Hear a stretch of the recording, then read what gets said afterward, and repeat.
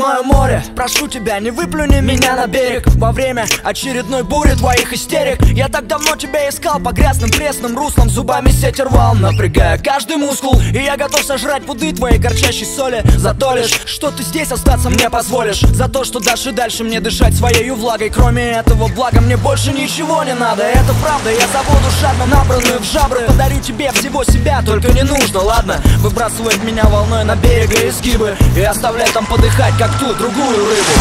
Чистый воздух, как едкий дым, совершенно непригоден для дыхания. Рыбы не живут без воды и не ищут почвы под плавниками. Рыбы не умеют ходить и летать не умеют тоже. Рыбу очень просто убить, лишив того, без чего она не может.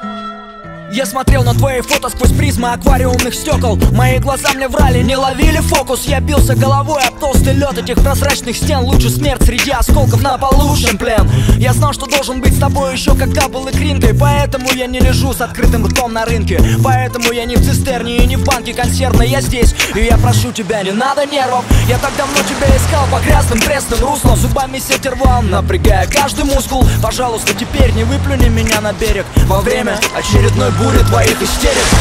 Чистый воздух, как едкий дым, совершенно непригоден для дыхания. Рыбы не живут без воды и не ищут почвы под плавниками. Рыбы не умеют ходить и летать не умеют тоже. Рыбу очень просто убить, лишив того, без чего она не может.